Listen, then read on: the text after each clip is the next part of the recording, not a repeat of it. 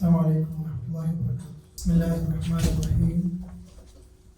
الحمد لله رب العالمين، والصلاة والسلام على أشرف الأنبياء والمرسلين نبينا محمد وعلى آله وصحبه أجمعين. اللهم علمنا ما ينفعنا وانفعنا بما علمتنا. اللهم زدنا علما. സൂറത്തുൽ അഹ്സാബിലെ 60-ാമത്തെ ആയത്ത്, പേജ് 38-52. അഊദു ബില്ലാഹി മിനശ് ശൈത്വാനിർ റജീം. ബിസ്മില്ലാഹിർ റഹ്മാനിർ റഹീം. ലഇൻ ലം യൻതഹിൽ മുനാഫിഖൂന വല്ലദീന ഫീ ഖുലൂബിഹിം മറദുൻ والمرجفون في المدينة لنغرينك بهم ثم لا نجاورونك فيها إلا قليلا ملعونين أينما ثقفوا أخذوا وقتلوا تقتيلا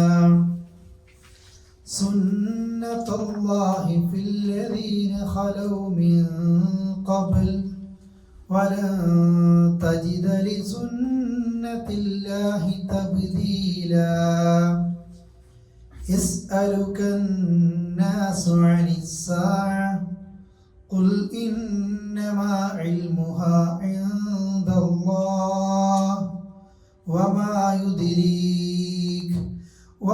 يدريك لعل الساعة تكون قريبا إن الله لعن الكافرين وأعد لهم سعيرا خالدين فيها أبدا لا يجدون وليا ولا نصيرا يوم تقلب وجوههم في النار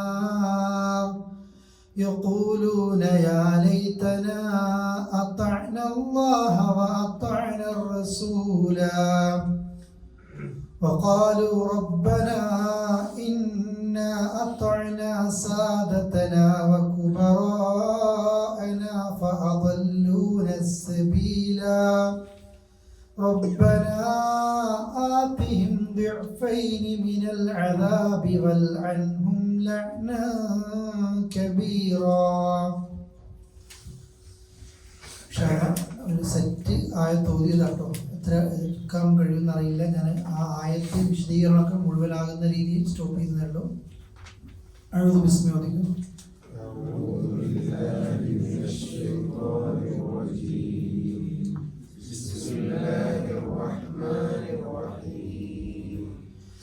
لئن لم ينته المنافقون والذين في قلوبهم مرض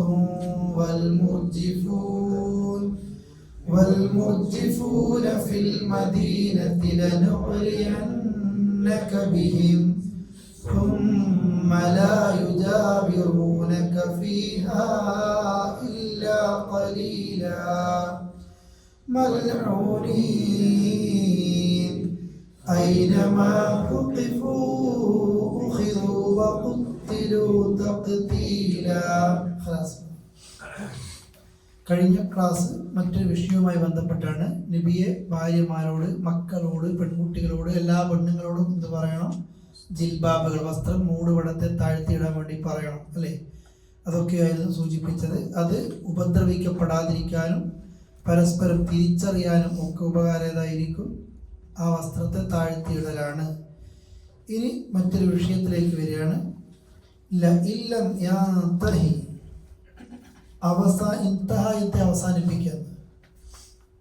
അവസാനിപ്പിച്ചിട്ടില്ലെങ്കിൽ, അല്ലെങ്കിൽ അവിടെ നിന്ന് മാറി നിന്നില്ല എങ്കിൽ, അൽ മുനാഫിഖൂൻ, മുനാഫിഖീൻ, വല്ലദീന ഫീ ഖുലൂബിഹിം മറദ്, ഹൃദയത്തിൽ രോഗമുള്ളവരും.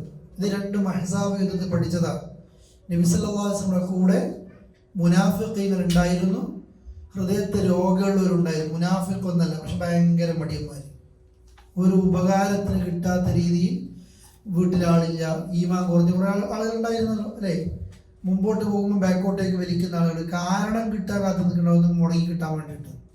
ഈ മുനാഫിഖീങ്ങളും ഹൃദയത്തിൽ രോഗമുള്ള ആളുകളും അവസാനിപ്പിച്ചിട്ടില്ലെങ്കിൽ, അതേപോലെ പിന്നെ വൽ മുർജിഫൂൻ, പേടി ഉണ്ടാക്കുന്ന ആളുകൾ ഫിൽ മദീന, എവിടെ? മദീനയിൽ. അഥവാ റസൂലുള്ളാഹിക്ക് ഒരു സ്വസ്ഥത കൊടുക്കാത്ത ഈ ആളുകൾ ഒന്നും ഈ പരിപാടികളൊന്നും ഒന്ന് അവസാനിപ്പിച്ചിട്ടില്ല എങ്കിൽ താങ്കളെ നാം എന്ത് ചെയ്യും? ബൂസ്റ്റ് ചെയ്ത് വിടുന്ന, ശരിക്കും ഒരു റസൂലുള്ളാഹി നന്നായി ചാർജ് ചെയ്ത് എന്ത് ഇളക്കി വിട്ടിരിക്കും. അഥവാ അവർക്കിടയിലേക്ക് താങ്കളെ നാം എന്ത് ചെയ്യും? പിന്നെ മുമ്പിലേക്ക് ഇറക്കും, പ്രേരിപ്പിച്ചു വിട്ടേക്കും. അങ്ങനെ ഇറക്കി വിട്ടാൽ താങ്കളുടെ ജാർ പിന്നെ അവരുണ്ടാവുക, അയൽപക്ക ബന്ധമായിട്ട് നിങ്ങളുടെ അടുക്കൽ എന്തുണ്ടാവില്ല, അവരുണ്ടാകില്ല. ആ മദീനയിൽ ഇല്ല ഖലീല, കുറച്ചല്ലാതെ. ഈ അഹ്സാബ് യുദ്ധം നടക്കുന്ന സമയം നബി സല്ലല്ലാഹു അലൈഹി വസല്ലമ അവരെ ബുദ്ധിമുട്ടിക്കുന്ന ആളുകളുടെ പരിപാടി നിർത്തിയിട്ടില്ലെങ്കിൽ അള്ളാഹു ഇവർക്ക് മദീനയിൽ നിന്ന് ആട്ടി ഓടിക്കുന്ന സംഗതിയാണ് കൊടുത്തിട്ടുമുണ്ട്. നമ്മൾ ശരിക്കും അഹ്സാബ് യുദ്ധം, ഇന്നത്തെ സിറ്റുവേഷനൊക്കെ ശരിക്കും നമ്മൾ വായിക്കണം. ശത്രു അത്രയും ടോപ്പിൽ നിൽക്കുമ്പോൾ അള്ളാഹു അഹ്സാബിലൊക്കെ കൊടുത്തത്, എത്ര വിജയം കൊടുത്തത്. അപ്പോൾ എത്രത്തോളം മുസ്ലിങ്ങൾ വിചാരിച്ചു പോയി, ശത്രുക്കൾ അല്ലേ, പിന്നെ അവരുടെ എണ്ണബലവും ആയുധബലവും ഒക്കെ കണ്ടിട്ട് ആകെ മുസ്ലിങ്ങൾ പേടിച്ചു പോയി. ഹൃദയത്തിൽ പേടിയുള്ള ആളുകൾ മരണഭയം വന്നിട്ട് ബോധം വിട്ട് വീഴുന്നവനെ പോലെ വീണുപോയി. എല്ലാവരും റസൂലുള്ളാഹി സ്വല്ലല്ലാഹു അലൈഹി വസല്ലം വിളിച്ചിട്ട് ആളുകൾ കേൾക്കുന്നില്ല. ഹുദൈഫ, നീ ഒന്ന് പോയി നോക്ക് ശത്രുവിൻ്റെ ടെന്റിലേക്ക് എന്ന് പറയുന്ന ഗതി എത്തി. ആ സമയത്താണ് ആരുടെ സഹായം ഉണ്ടായത്? അള്ളാഹിന്റെ സഹായം ഉണ്ടായത്. എല്ലാ സ്ഥലവും നമ്മൾ വിചാരിക്കും ശത്രുവിനെ നമ്മൾക്ക് ഇത്തരം സമയങ്ങളിലൊക്കെ ഈമാൻ കൂടുക ചെയ്യുക. മുസ്ലിങ്ങൾ അന്നേരം പറഞ്ഞില്ലേ, അള്ളാഹു പറഞ്ഞൊരു വാക്കെത്തി എന്നുള്ളത്. ബദറിന്റെ സമയം നോക്ക് നിങ്ങൾ, അബൂജഹലൊക്കെ ഏതൊക്കെ ഡാൻസും പാട്ടും. കാരണം ആ 300ഓളം ആളുകളെ തടുക്കാൻ 1000ഓളം ആളുകളാണ് വരുന്നത്. കുതിരകളുടെ എണ്ണം കൂടുതൽ അല്ലേ, ഒട്ടകത്തെ എല്ലാത്തിൻ്റെ എണ്ണം കൂടുതൽ, ആയുധങ്ങൾ കൂടുതൽ. പക്ഷെ ബദറിൽ അള്ളാഹു ആർക്കാ ജയം കൊടുത്തത്? മുസ്ലിങ്ങൾക്ക്. എണ്ണ ബലം കൊണ്ടല്ല.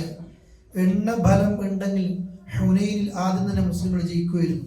പക്ഷെ മുസ്ലിങ്ങൾ ഹുനൈൻ യുദ്ധം നടക്കുമ്പോൾ എണ്ണസംഖ്യ കൂടിയിട്ട് നമ്മൾ ബെല്ലൊക്കെ ഇത് ചെയ്താലും മതി, കുഴപ്പമൊന്നുമില്ല എന്ന് വിചാരിച്ച് ഒരു കിബറുണ്ടായി. പക്ഷെ മുസ്ലിങ്ങൾക്ക് അന്ന് ഓടാൻ ഭൂമി കിട്ടാണ്ടായി പോയി, പേടിച്ചിട്ട്. ഭൂമി കാണുന്നില്ല, എല്ലാവരും ചെതറി ഓടി. അള്ളാഹിന്റെ റസൂലിന് പാറപ്പുറത്ത് കയറിയിട്ട് ഞാൻ നബിയാണ്, നിങ്ങൾ ഓടല്ല, ഞാൻ കളവ് പറയുന്നവനല്ല, ഞാൻ അബ്ദുൽ മുത്തലിബിന്റെ മോനാണെന്നൊക്കെ പറയാണ്. രണ്ടാമതാണ് വിജയം കൊടുത്തത്. എണ്ണം കൂടുമ്പോഴല്ല. ഇന്നത്തെ സിറ്റുവേഷൻ സാഹചര്യം ഞാൻ മനസ്സിലാക്കാൻ വേണ്ടി പറയാണ്. എല്ലാവരും മുസ്ലിങ്ങൾക്കെതിരെ തിരിയുമ്പോൾ സമുദായം നശിക്കുന്നു എന്നാരും വിചാരിക്കേണ്ട. ശത്രു അതിൻ്റെ ഏറ്റവും ടോപ്പിലെത്തുമ്പോഴാണ് പഠിച്ചവരെല്ലാവരും ഇന്ത്യയിൽ പിടിക്കൽ. അതുകൊണ്ട് അള്ളാഹിന്റെ സഹായം എപ്പോഴെപ്പോഴതിനെ അള്ളാഹ് സഹായിച്ചിരിക്കും. നമ്മൾ തിരക്ക് കൂട്ടാണ്ടെന്നാൽ മതി. പിന്നെ രണ്ടാമത്തത്, ഈ അഹ്സാബ് യുദ്ധത്തിലെ പോലെ ഹൃദയത്തിൽ രോഗമുള്ള ആൾക്കാരാണ് നമ്മൾ മുനാഫിക്കൊന്നല്ല, പക്ഷെ പേടിയാണ്. നമുക്ക് തടിയുമ്പോൾ കൊള്ളരുത്, എല്ലാം പേടിയാണ്. ആ ആളുകൾക്ക് തന്നെ ഈ അത്തരം ആളുകളെ കുറിച്ചാണ് പറഞ്ഞത്. ഇനിയും നബിയെ മദീനയിൽ വെച്ച് ബുദ്ധിമുട്ടിക്കുകയാണെങ്കിൽ, ഇത് നിർത്തിയിട്ടില്ല എങ്കിൽ അവർക്കിനും ഈ ജൂതന്മാർക്കും ഈ പിന്നെ അത്തരം മുനാഫിക്കങ്ങൾക്കും ഇനി മദീനയിൽ വല്ലാതെ നിൽക്കാൻ എന്ത് ചെയ്യൂല, കഴിയൂല.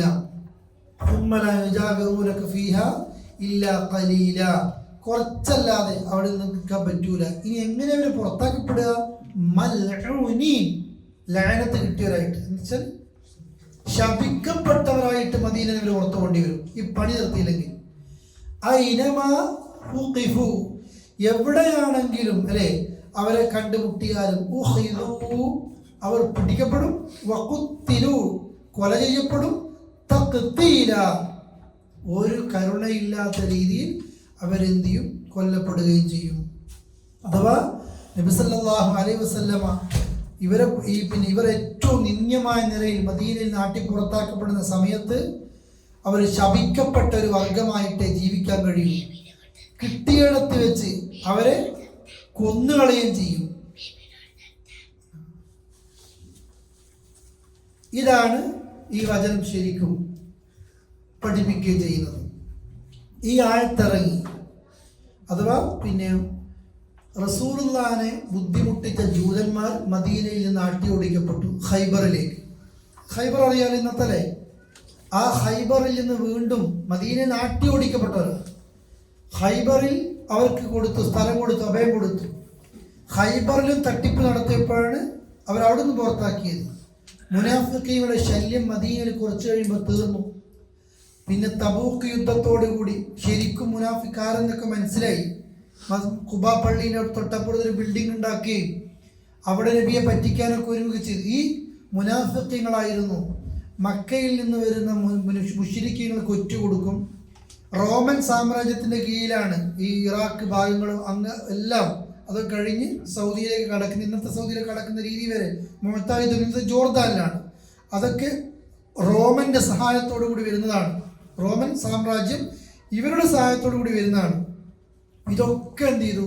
അവസാനം നഷ്ടപ്പെട്ടു. അഥവാ മുസ്ലിങ്ങൾക്ക് ഇസ്സത്ത് കിട്ടി.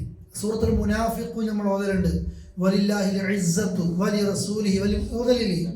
ഇവർ പറയായിരുന്നു, നബി നിങ്ങൾ നിന്ദിക്കപ്പെടും, അപമാനിക്കപ്പെടും. ഇല്ല, അള്ളാഹ്ക്കാണ് ഇസ്സത്ത്, വലിയ റസൂലി അവൻ്റെ റസൂലിനാണ് ഇസ്സത്ത്, വലിയ മുഅ്മിനീങ്ങൾക്കാണ് ഇസ്സത്ത്. ഇതൊക്കെ എന്തിനാ പറഞ്ഞെന്നറിയോ? പ്രശ്നങ്ങളും ബുദ്ധിമുട്ടുകളും വരുമ്പോൾ നമ്മളെ ഈമാൻ പതറുക ചെയ്യുക. നമ്മളിപ്പം കൊല്ലപ്പെടും, അതുകൊണ്ട് ഇത്രയൊന്നും വാശി വേണ്ട. നമ്മളോട് എല്ലാവരും തരുന്ന ഉപദേശമായിരിക്കും, അങ്ങനെയൊന്നും വേണ്ട, ഇങ്ങനെയൊന്നും വേണ്ട, കുറച്ചൊക്കെ നീ ഇസ്ലാമൊക്കെ നീ മര്യാദ ജീവിക്കും, ഇസ്ലാം മതി, ഇപ്പോൾ ഒന്ന് കാലം അല്ല. ശത്രുക്കൾ മുഴുവനും കൊല്ലാൻ വേണ്ടി വരുമ്പോഴും ഈമാൻ വർദ്ധിക്കണം. അള്ളാഹിൻ്റെ സഹായം അപ്പോഴാണ് ആർക്ക് കിട്ടുക? നമ്മൾക്ക് ലഭിക്കില്ല. ശപിക്കപ്പെട്ടൊരു വർഗമായിട്ട് നമ്മൾ മാറി. ഇന്ന് അങ്ങനത്തെ ഒരു വർഗമായിട്ടാണ് മാറുന്നത്. ഇന്ന് ആർക്കൊരു വിലയില്ല, എല്ലാവർക്കും തട്ടിക്കളിക്കാം.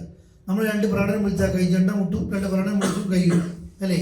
പിന്നെ നേരെ പോയി കിടന്നു, നിസ്കാരമില്ല, നോമ്പില്ല, ദിക്റില്ല, ദുആ ഒന്നുമില്ല. അള്ളാഹ് ഒരു സഹായം ഉണ്ടാവില്ല, ഒരു സഹായം. നമ്മൾ എത്ര പ്രസ്താവന നടത്തിയാൽ പുല്ല് വിലയുണ്ടാകും. മുമ്പ് അങ്ങനെയല്ല, ആ വാക്കിനൊരു വിലയുണ്ട്. നബി സല്ലല്ലാഹു അലൈഹി വസല്ലമ ഒരു നാട്ടിലേക്ക് യാത്ര പോകുന്നുണ്ട് എന്ന് പറഞ്ഞാൽ അടുത്ത മാസം യാത്ര പോകുന്നുണ്ട് എന്ന് പറയാൻ ഈ മാസം ഒരു പഠിക്കാൻ തുടങ്ങും. സൂറത്ത് വരുന്നുണ്ട്, എന്താ സംഭവിക്കുന്നതിന് അറിയില്ല. ഭയപ്പാട് ചില ആ നിലക്ക് നബി വാളം കൊണ്ടുപോയത് കൊണ്ട് പേടിയല്ല, അള്ളാഹുവിൻ്റെ ഒരു സഹായമാണത്. നമ്മൾ ശരിക്കും ഒരു മുസ്ലിമായി നോട്ടിക്കോ. നമ്മൾ ജോലി ചെയ്യുന്ന ഓഫീസിലൊക്കെ നല്ല കറക്റ്റ് ഒരു മുസ്ലിമാണെങ്കിൽ നമ്മളെ കാണുമ്പോൾ എല്ലാവർക്കും ഒന്നുണ്ടാവില്ലേ? ശരിക്കാണെങ്കിൽ റെസ്പെക്റ്റ് ഉണ്ടാവും, നമ്മളെ വാക്കിനൊരു വില ഉണ്ടാവും. നമ്മൾ മുമ്പ് പലതും ചെയ്യൂല. ഇന്നെന്താ അറിയാം, അവർക്ക് അത്രയേ ഉള്ളൂ എന്നറിയാം അല്ലേ? ആ രീതിയാണ് നമുക്കില്ലാത്തത്. അതുകൊണ്ടാണ് ഈ സമുദായത്തിനും അതില്ലാത്തത്. സമുദായത്തിൻ്റെ ഗിഡ്സ് നഷ്ടപ്പെട്ടു പോയത് ഈമാനോട്, ദുനിയാവിനോട് ഇഷ്ടം, കറാഹിയത്തിൽ മരണത്തോടുള്ള വെറുപ്പ്. ഇനി അടുത്ത ആയത്ത്,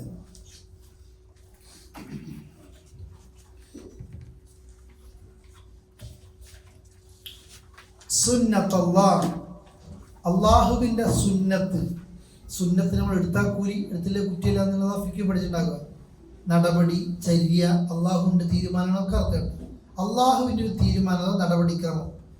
ഫില്ലദീന, ഒരു ഹലോ, അത് കഴിഞ്ഞു പോയ ഒരു സമുദായത്തിൽ അള്ളാഹു എന്താണോ നടപടി എടുത്തത്, മിൻ ഖബൽ, മുമ്പ്, ആ നടപടിക്ക് വലൻ തജിദ, നീ കാണൂല, ലിസുന്നത്തില്ല, അള്ളാഹിൻ്റെ നടപടിയിൽ തബ്ദീല, ഒരു മാറ്റവും നീ കാണൂല. മുമ്പ് കഴിഞ്ഞുപോയ പല സമുദായങ്ങൾക്കും അള്ളാഹ് എന്തൊക്കെ നടപടി എടുത്തോ അതൊക്കെ ഇവർക്കും വരും. ഒരു മാറ്റവും ഉണ്ടാകില്ല, ഒരു പ്രശ്നം പിന്നെ ഇവർക്ക് ഇതിലൊന്നും ഉണ്ടാകില്ല. മുസ്ലിങ്ങൾക്ക് ഇസ്സത്ത് ഉണ്ടാകൂല എന്ന് പറഞ്ഞ ഈ ആളുകൾ, ഇവരുടെ എല്ലാ ഇസ്സത്തും നഷ്ടപ്പെട്ടു പോയിട്ട് പ്രതാപം ആര് വീണ്ടെടുക്കും? മുസ്ലിങ്ങൾ വീണ്ടെടുക്കും. ഇന്നും അതന്നെ ഉണ്ടാക്കുക. ലോകത്ത് സിറ്റുവേഷനുകൾ മാറി മാറി മാറി വരും. എത്രത്തോളം വരും എന്ന് പറഞ്ഞാൽ ലോകം കണ്ട ഏറ്റവും യുദ്ധം ലോകത്ത് വന്നിട്ടില്ലെങ്കിൽ വരാനിരിക്കുന്നേ ഉള്ളൂ. ഒരുപാട് ആളുകൾ കാലങ്ങൾ കഴിയുമ്പോൾ മസീഹ് ദജ്ജാൽ വരുന്ന സമയം ഉണ്ടാകും. ഭൂമി മുഴുവനും മസീഹ് ദജ്ജാൽ, ജൂതന്മാരും സ്ത്രീകളും അവരുടെ കൂടെ പിന്നാണ്. ജൂതന്മാരുടെ, ഇന്നത്തെ ജൂതന്മാരുടെ കപ്പാസിറ്റികൾ നോക്കിയാൽ മതി, ആയുധം, സാമ്പത്തിക ബലങ്ങളിലൊക്കെ അത്രയും ജൂതന്മാർ ഇവർ മസീഹ് ദജ്ജാലിൻ്റെ കൂടെയുണ്ട്. അയാളെ കാത്തിരിക്കുന്നുണ്ട് ഇവർ, അല്ലേ? പ്രതീക്ഷിച്ചിരിക്കുന്നുണ്ട്. അള്ളയാണ് നബിയാണെന്ന് പറയും, അള്ളയാണെന്ന് പറയും. വിശ്വസിക്കാത്തവരെ കൊന്നുകളയും. അങ്ങനത്തെ ഒരു അവസ്ഥയിലാണ് ഡമസ്കസിൽ തന്നെ മലക്കുകളുടെ ചിറകിൽ കൈവച്ചുകൊണ്ട് ഈസാ അലൈഹി സ്വലാത്തു വസ്സലാം ഈ ഭൂമിയിലേക്ക് ഇറങ്ങുന്നതും ഫലസ്തീനിലെ ബാബുൽ ലുബ്ദിൽ വെച്ച് തൻ്റെ വാള് കൊണ്ട് ദജ്ജാലിനെ കൊല്ലുന്നതും പിന്നെ ലോകത്തെ ഏറ്റവും വലിയ യുദ്ധം മുസ്ലിങ്ങളും പിന്നെ ജൂതന്മാരും കടൽ തീരത്ത് വെച്ച് നടക്കുന്നതും എല്ലാ ജൂതരും കഥ കഴിയുന്നതും കല്ലുകൾക്കും മരത്തിനും പിന്നിലൊളിച്ചാൽ പോലും എൻ്റെ പിന്നിൽ ഒരു ജൂതനുണ്ട്, അവൻ്റെ കഥ കഴിക്കുകയെന്ന് കല്ലും മരവും സംസാരിക്കുന്ന രംഗം. അന്ന് വിശ്വാസികൾക്ക് പ്രതാപം ഉണ്ടാവും, മുസ്ലിങ്ങളുണ്ടാവും, സുഖമായിട്ട് ജീവിക്കുന്നുണ്ടാവും. മഹദി ഇമാമിൻ്റെ ബേക്കൽ നിസ്കരിച്ച രംഗം ആ സമയത്താണ്. സുഭിക്ഷമായി മുസ്ലിങ്ങൾ ജീവിക്കും. പക്ഷെ എന്നാലും നന്ദി കടല ഉണ്ടാകുക. ജീവിക്കുന്ന കൂട്ടത്തിലാണ് പിന്നെ യജൂജ് വരുന്നതും മുസ്ലിങ്ങളെ തടവിലാക്കുന്നതും അതിൽ നിന്ന് അള്ളാഹു രക്ഷിക്കുന്നതും പിന്നെ ഭൂമിയിൽ സുഭിക്ഷമായി ജീവിക്കുമ്പോൾ ഈസാ നബിയുടെ മരണം സംഭവിക്കുന്നതും പിന്നെ ഭൂമിയിൽ വ്യഭിചാരവും വൃത്തികേടുകളും എല്ലാം പിന്നെ വ്യാപിക്കുക. അങ്ങനെ അള്ളാഹ് എന്ന് വിളിക്കാൻ ആളുണ്ടാകൂല. ജയിച്ചു കഴിഞ്ഞ മുസ്ലിമാണല്ലോ ഇത്. അള്ളാഹ് എന്ന് വിളിക്കാൻ ആളുണ്ടാകൂല. കഅബ തച്ച് തകർക്കപ്പെടുന്നു. കഅബേൻ്റെ ആവശ്യമില്ല. കഅബ പോയാൽ പിന്നെ ഭൂമിയുടെ ആവശ്യമില്ല. കഅബ തച്ച് തകർക്കുന്നു. യമനിലെ തീ അതിലൊക്കെ വരുന്നു. അവസാനം നടുറോഡിൽ വ്യഭിചാരം, അള്ളാഹ് വിളിക്കുന്നില്ല. ആ സമയത്താണ് ഈ ഭൂമിയിൽ ഖിയാമത്താണ് എന്ത് ചെയ്യുന്നത് സംഭവിക്കുന്നത്. അപ്പോൾ കേടാകുമ്പോൾ ഒരു വില ഉണ്ടാവില്ല. മുസ്ലിങ്ങളെ ഇസ്സത്തോടു കൂടി നിന്നാൽ നല്ല പ്രതാപം ഉണ്ടാകുകയും ചെയ്യും. നബിയെ നമുക്ക് എല്ലാവർക്കും നോദയുന്നു. يسألك الناس عن الساعة قل إنما علمها عند الله وما يدريك لعل الساعة تكون قريبا إن الله لعن الكافرين وأعد لهم سعيرا خالدين فيها أبدا لا يجدون وليا ولا نصيرا. يسألك നിന്നോട് ചോദിക്കുന്നു നബിയെ അന്നാസ് ജനങ്ങളൊക്കെ ചോദിക്കുന്നു സാഅത്ത് എന്തർത്ഥം? സമയം എന്നുള്ള അർത്ഥമുണ്ട്, വാച്ച് എന്നുള്ള അർത്ഥമുണ്ട്, ക്ലോക്ക് എന്നുള്ള അർത്ഥമുണ്ട്, മണിക്കൂർ എന്നുള്ള അർത്ഥമുണ്ട് അല്ലേ, പിന്നെ എത്ര മിനിറ്റുകൾ എന്നുള്ള അർത്ഥമുണ്ട്, അതൊക്കെ ഉപയോഗിക്കുന്നുണ്ട്. അന്ത്യനാൾ എന്നുള്ളതിന് എന്താർത്ഥം? സാഅത്ത്. ഇവിടെ ഉദ്ദേശിക്കുന്നത് അർത്ഥം അന്ത്യനാൾ. ഇപ്പോൾ കംസ എന്ന് വെച്ചാൽ അർത്ഥം സമയം എത്ര അല്ലേ, സായങ്കം അല്ലേ, എത്ര മണിക്കൂർ അല്ലേ. കംസായ റിയാദ് എന്ന് വെച്ചാൽ എത്ര, റിയാദിലേക്ക് എത്ര മണിക്കൂർ എടുക്കുന്നതാണ് അർത്ഥം. വാച്ചിന് പറയും, ക്ലോക്കിന്, എല്ലാത്തിനും സായം ഖിയാമെന്നാണ് സമയം എന്നുള്ള ടോട്ടലും. എപ്പോഴാണ് അന്ത്യസമയം എന്ന് ചോദിക്കുന്നു. പറഞ്ഞേക്ക് ഇന്നമാ ഇൽമുഹാ, അതിൻ്റെ അറിവും അള്ളാഹിൻ്റെ അടുക്കൽ മാത്രമാണ്. അന്ത്യനാളിൻ്റെ അറിവ് അള്ളാഹുവിൻ്റെ അടുക്കൽ മാത്രമാണ്. വമാ യുദ്രീക്, നിങ്ങൾ അറിയിക്കുന്നത് എന്താണ്? നിനക്ക് എന്തറിയാൻ നബി? ലഅല്ല സാഅ, ആ അന്ത്യനാളായേക്കാം. തെക്കൂനു ഖരീബ, അടുത്തലെന്തുണ്ടായേക്കാം? അന്ത്യനാൾ ഉണ്ടായേക്കാം. കാരണം ഇവരൊക്കെ കുറേ കഴിഞ്ഞിട്ടല്ലേ അല്ലേ. ഇന്നഹും യറൗനഹു ബഈദ, ഒരുപാട് കഴിഞ്ഞിട്ട് ഖിയാമത്ത് നാൾ നല്ല വിചാരിക്കുന്നത്. നമ്മൾ കാണുന്നില്ല, ഓ ഈസാ നബിക്ക് വന്ന് ഇങ്ങനെ എത്തും. പക്ഷെ വനറാഹു ഖരീബ, അള്ളാഹ് നമ്മളെപ്പോഴാണ് കാണുന്നത്? ഖരീബ്. എന്താ ഖരീബിൻ്റെ അർത്ഥം? അടുത്തന്നെയാണ് അല്ലേ. എല്ലാ നിലക്കും അന്ത്യനാളിനെ കുറിച്ച് ഒരാൾ ചോദിക്കുമ്പോൾ നാളെ എനിക്കെന്താ ഉണ്ടാക്കാൻ പറ്റുമെന്ന് ആർക്കും അറിഞ്ഞൂടാ. ഇന്നത്തെ സിറ്റുവേഷനുകൾ നോക്കിക്കോ. നമ്മൾ ഇന്നിവിടെ ഇരിക്കുന്ന രീതിയല്ല ഈ യുദ്ധവുമായി ബന്ധപ്പെട്ട് നാളെ നമ്മുടെ രീതി. ജോലി നഷ്ടപ്പെടുന്നവരും അല്ലേ, നാട്ടിൽ കൂടുന്നവരും ഇവിടെ കൂടുന്നവരും ഒരുപാട് പ്രയാസങ്ങളും. എന്നാൽ ഈ യുദ്ധം കൊണ്ട് കഴിച്ചലായി പോകുന്ന കുറേ ആൾക്കാരുണ്ടാവും അല്ലേ. അങ്ങനത്തെ കൊറോണ ഒന്ന് കഴിച്ചലായി പോയ ആൾക്കാരുണ്ട്, പൊട്ടി തകർന്ന ആൾക്കാരുണ്ട് അല്ലേ. പലതും നാളെ എന്താ സംഭവിക്കുന്നതാണ്. എവിടെ വെച്ചാ മരിക്കുന്നത് കൂടെ ഒരാൾക്കും അറിയില്ല, സത്യമായിട്ടും അറിയില്ല. പിന്നെ ഇറാഖിൽ ഇറാനിലെ സ്കൂളിൽ മക്കൾ പഠിക്കുമ്പോൾ സ്ഫോടനം കണ്ടില്ലേ, സ്ഫോടുന്ന പ്രതീക്ഷിക്കുന്നില്ല. അല്ലേ, നടു റോഡിൽ ആക്സിഡന്റ് പറ്റുന്നത്, സ്ട്രോക്ക് സംഭവിക്കുന്നത്, അള്ളാഹു അപകട മരണങ്ങളിൽ നിന്ന് നമ്മളെ കാത്തുരക്ഷമാറാട്ടെ. നിങ്ങൾ നോക്കി, ഇങ്ങനെ എപ്പോഴാണ് ഇങ്ങനെ ചോദിക്കും. പക്ഷെ അള്ളാഹിനോട് സുഖൂൽ പറഞ്ഞേക്ക്, അതിൻ്റെ അറിവാർക്ക് മാത്രമേ ഉള്ളൂ. അത് നമുക്കൊരു നിഅമത്താണ്. ഞാൻ മരിക്കുന്നു, അള്ളാഹ് എനിക്കൊരു സമയത്ത് ചിപ്പിലോട്ട് അല്ലെങ്കിൽ ഒരു പേപ്പർ അറിയിപ്പിട്ട് ഞാൻ കിട്ടുമ്പോൾ ഞാൻ ഇപ്പോൾ മരിച്ചു അല്ലേ. നമ്മൾ അടുത്ത മാസം മരിക്കുന്നു വെച്ചാൽ അപ്പം മരിച്ചു. അതുകൊണ്ട് അള്ളാഹ് അറിയിക്കൂല, ഏത് സമയത്തും ഉണ്ടാകാം. ഇനി എന്താ നിങ്ങളുടെ വിചാരം? അതൊക്കെ കുറേ പിന്നെ എന്താ പറയുക, ഒരുപാട് സമയം എന്ന് വിചാരിക്കുന്നുണ്ടോ? അങ്ങനെ ഒന്നുമല്ല. ആ അന്ത്യനാൾ ഒരാളിലേക്ക് വന്നു കഴിഞ്ഞാൽ എത്രത്തോളം അത് വളരെ അടുത്തായിട്ട്, അത് അടുത്ത ചാൻസിൽ തന്നെ എന്ത് ചെയ്യാം, ഉണ്ടായേക്കാം.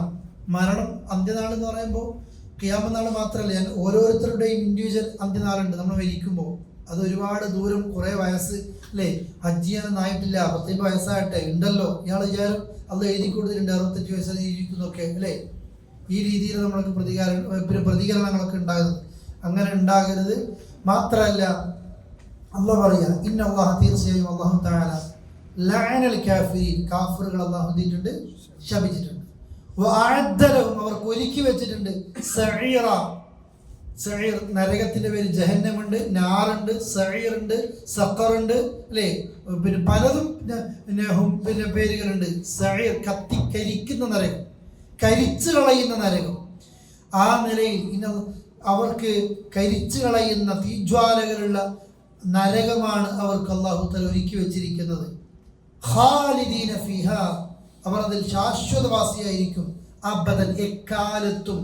അബദൻ എന്ന് പറഞ്ഞാൽ ഒരിക്കലും നിങ്ങളർത്ഥം, ഒരിക്കലും പുറത്തേക്ക് വരാത്ത രീതിയിൽ അവരെവിടെ ആയിരിക്കും, നരകത്തിലേക്കായിരിക്കും. ലാ യജിദൂൻ, അവർക്ക് കണ്ടെത്താൻ പറ്റൂല, വലിയ ഒരു ബന്ധുവിനെ വരാൻ, നസ്വീറ, ഒരു സഹായി. നരകത്തിൽ നിന്ന് രക്ഷപ്പെടുത്താൻ ഒരു കാഫിറിനോ വാലിമിനോ മുജ്രിമിനോ ഒരാളെയും കണ്ടെത്താൻ പറ്റൂല. മാത്രമല്ല യൗമ, ആ ദിവസം, തുഖല്ലബ്, തുഖല്ലബ് ഖൽബ്, അർത്ഥം നിങ്ങൾക്ക് അറിയാം, നോക്കണ്ട പറയും, മാറി മറിയും. നരകത്തിന്റെ പ്രത്യേകത, ലോകത്തിന്റെ പ്രത്യേകത അല്ലേ. യൗമ, അന്നത്തെ ദിവസം, തുഖല്ലബു വുജൂഹും, അവരുടെ ഹൃദയങ്ങളൊക്കെ, അവരുടെ മുഖങ്ങളൊക്കെ എന്ത് ചെയ്യും, മാറി മറിയുന്ന ദിവസം. ഫിന്നാർ, എവിടെ, നരകത്തിലിട്ട് ഇങ്ങനെ മറിച്ചിടപ്പെടും. ഇപ്പൊ സാധാരണ പറയില്ലേ, ചൊവ്വായ്ക്ക് തിരിയുമ്പോൾ നമ്മൾ ആ നരകത്തിൽ പോയി എന്നൊക്കെ പറയൂലേ അല്ലേ, മുഖം നിലത്തിട്ടിട്ട് വലിച്ചുരച്ചു കൊണ്ടുപോകും. ശരിക്കും ഖുദൂഹു ഫഖുല്ലൂഹു തുമ്മൽ ജഹീമ സ്വല്ലൂ എന്നറിയില്ലേ, പിടിച്ച് ചങ്ങലകളിൽ പിട്ട് ബന്ധിച്ച് മുഖം നിലത്ത് കുത്തി വലിച്ചു കൊണ്ടുപോയി. കമഴ്ന്ന് കിടക്കരുതെന്ന് പറഞ്ഞില്ലേ, മുഖം താഴ്ത്തി വെച്ച് കമഴ്ന്ന് കിടക്കരുത് കൊണ്ടാണ്. അത് നരകത്തിൽ കിടത്താണ്. കാഫിറുകളെ, നിഷേധികളെ, തോന്നിവാസികളെ മുഖം നിലത്ത് വെച്ചിട്ട് എന്ത് ചെയ്യും, അതിങ്ങനെ കൊണ്ടുപോകും. അങ്ങനെ മുഖം മാറി മറിയും. ഫിന്നാരി, നരകത്തിൽ. യഖൂലുന, അവർ പറയും, യാ ലൈതന, ഞങ്ങളായിരുന്നുവെങ്കിൽ, അത്വഅന അല്ലാഹ്, അല്ലാഹനെ അനുസരിച്ചിരുന്നുവെങ്കിൽ, വഅത്വഅന റസൂല, അല്ലാഹുവേയും റസൂലിനെയും ഞങ്ങൾ അനുസരിച്ചിരുന്നുവെങ്കിൽ ഈ ഒരു അവസ്ഥ ഞങ്ങൾക്ക് വരുമായിരുന്നില്ല. ഇത് നരകത്തിൽ കിടക്കുന്ന കാഫിറുകൾ പറയാണ്. ഒരു സമാധാനവും കിട്ടാത്ത, ഒരു മനുഷ്യനും രക്ഷിക്കാത്ത ആ പരലോകത്തുണ്ടാകുന്ന ഭീകരമായ അവസ്ഥകളെ കുറിച്ചാണ് പറയുന്നത്. ഞങ്ങൾക്ക് ഒരാളെങ്കിലും സഹായിക്കാൻ കിട്ടിയില്ല, കാരണം അള്ളാഹുവിനെ റസൂൽ ഞങ്ങൾ എന്ത് ചെയ്തിട്ടില്ല, അനുസരിച്ച്. ഇനി ശ്രദ്ധിച്ചോട്ടോ, അടുത്ത ആയത്ത് എല്ലാവർക്കും ഒന്ന് ഓതാം.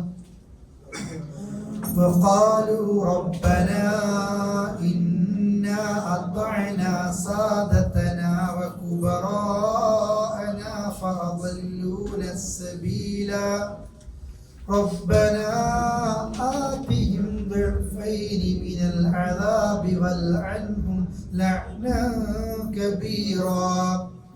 ഇവർ നരകത്തിലെത്തുമ്പോൾ എല്ലാവരും പറയും, അള്ളാഹിനെ റസൂലിനെ ഞങ്ങൾ അനുസരിച്ചിരുന്നുവെങ്കിൽ.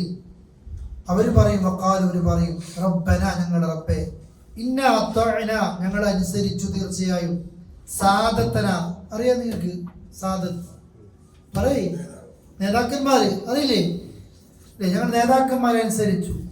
വകുബറാഅന, ഞങ്ങൾ വിട്ട വലിയ മൂപ്പന്മാരുണ്ടാവില്ലേ, വലിയ നാട്ടുജായിനൊക്കെ, ഓര് പറ ഞങ്ങൾ കേട്ട് കിടന്നു. ഫഅദല്ലൂന, അവർ ഞങ്ങളെ പിഴപ്പിച്ചു, സബീല, നേരായ വഴി. ഇതാണ് സിറ്റുവേഷനുകളെല്ലാം കേടാക്കുന്നത്. ഇയാള് പിഴപ്പിച്ചു, ഇയാളെ പ്രസംഗം, ഇയാളെ എഴുത്ത്, ഇയാളെ കൂട്ടുകെട്ട്, ഇയാളെ കൂടുതലിരുന്ന്, അങ്ങനെ ഇവരാണ് ഞങ്ങളെ പിഴപ്പിച്ചത്. അതുകൊണ്ട് എന്താ അനുയായികൾ പറയുന്നത്? റബ്ബന, ഞങ്ങളുടെ റബ്ബേ, ആതീം, അവർക്ക് നീ നൽകണേ, എന്ത്?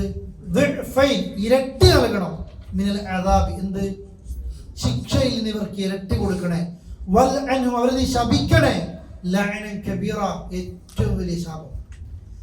ആളുകളെ തെറ്റിച്ചയാൾ, നമ്മളൊരാളെ തെറ്റിച്ചുവെങ്കിൽ നമ്മുടെ ഒരു ഇടപാട്, നമ്മുടെ ഇടപെടൽ ഒരു മനുഷ്യനെ നരകത്തിലേക്ക് എത്തിക്കുന്നുവെങ്കിൽ ആ മനുഷ്യൻ നാളെ നരകത്തിലേക്ക് എത്തുമ്പോൾ നമ്മളെ നോക്കി പറയും, ഇയാളാണ് എന്നെ പിഴപ്പിച്ചത്. ഈ നാട്ടിൽ ഉപീവിന്റെ പൈസ കണ്ട് ഓന്റെ വേക്കന്റെ വണ്ടി കയറി പോയതാ, ഓൻ പറയുന്ന പോലെ കേട്ടു, അവസാനം നരകത്തിലേക്ക്. ഇതുകൊണ്ട് ഇവർക്ക് നീ ഇരട്ടി ശിക്ഷ കൊടുക്കണേ നാല് പ്രാർത്ഥിക്കും. നരകത്തിൽ കിടക്കുന്ന ഈ ആളുകൾ പ്രാർത്ഥിക്കും. മതി, നമ്മൾ അന്ധമായിട്ട് തഖ്ലീദ് ചെയ്താൽ ഈ അനുഭവം ഉണ്ടാവും. ഖുർആനും സുന്നത്തൊന്നല്ല. ഞങ്ങളുടെ നാട്ടിൽ തൽക്കാലാണ്, ഞങ്ങളുടെ ഉസ്താദുമാര് ഞങ്ങൾ പറയുന്നത് കേട്ടാലും മതി എന്ന രീതി തഖ്ലീദ് ചെയ്യുന്ന ആളുകളുണ്ട്. നമ്മളത് ചെയ്യാൻ പാടില്ല. ഒരാളെ നമ്മൾ തെറ്റിലേക്ക് കൊണ്ടുവരാൻ പാടില്ല. അതുകൊണ്ട് ചോദ്യങ്ങൾക്ക് ഉത്തരം കൊടുക്കുമ്പോൾ പോലും നമ്മൾ സൂക്ഷിക്കണം. ഒരാൾ നമ്മൾ ഡൗട്ട് ചോദിച്ചു, ആ ഉത്തരം കൊടുക്കുമ്പോൾ കുമാരൻ കൊടുക്കല്ല വേണ്ടത്. എൻ്റെ ഈ ഉത്തരം അവൻ ഫോളോ ചെയ്യും. ഒരുപക്ഷെ സ്വർഗത്തിലെത്തും, ഒരുപക്ഷെ ഇങ്ങോട്ടേക്ക് പോകുക. എൻ്റെ ഉത്തരം കൊണ്ട് നരകത്തിലേക്ക്, എൻ്റെ ഉത്തരം കൊണ്ട് ആൾ എവിടത്തേക്ക് എത്താൻ പാടില്ല, നരകത്തിലേക്ക് എത്താൻ പാടില്ല. അതുകൊണ്ടാണ് എനിക്ക് അറിയില്ല, ഞാൻ ചോദിച്ചു പറഞ്ഞുതരാം എന്ന് പറയേണ്ടത്. മനസ്സിലായില്ലേ? ഇല്ലെങ്കിൽ ഇവർ പറയും ഇയാളാണ് എന്നെ പിഴപ്പിച്ചത്. ഉമ്മാനെ നോക്കിയിട്ട് മക്കള് പറയും, ഉപ്പാനെ നോക്കിയിട്ട് മക്കള് പറയും, ഈ നേതാക്കന്മാരും മൂപ്പന്മാരും ഉമ്മയാകാം ഉപ്പയാകാം, ഇവരാ പിഴപ്പിച്ചത്. ദീന് പഠിപ്പിച്ചില്ല, ഞങ്ങൾക്ക് ഇഷ്ടം പോലെ ജീവിക്കാൻ പഠിപ്പിച്ചു. ഇത് നമ്മളെ നോക്കി പറയുന്നൊരവസ്ഥ ഉണ്ടാകരുത്. അള്ളാഹു നമ്മളെ കാത്തുരക്ഷിക്കുമാറാകട്ടെ. സമാധാനത്തിന് വേണ്ടി, ലോക മുസ്ലിങ്ങൾക്ക് പ്രയാസങ്ങളൊക്കെ ദൂരീകരിക്കാൻ വേണ്ടി അള്ളാഹിനോട് ദുആ ചെയ്യണം. അള്ളാഹു നമ്മുടെ എല്ലാ പ്രയാസങ്ങളെയും തൊട്ടും എല്ലാവരെയും കാത്തുരക്ഷിക്കുമാറാകട്ടെ.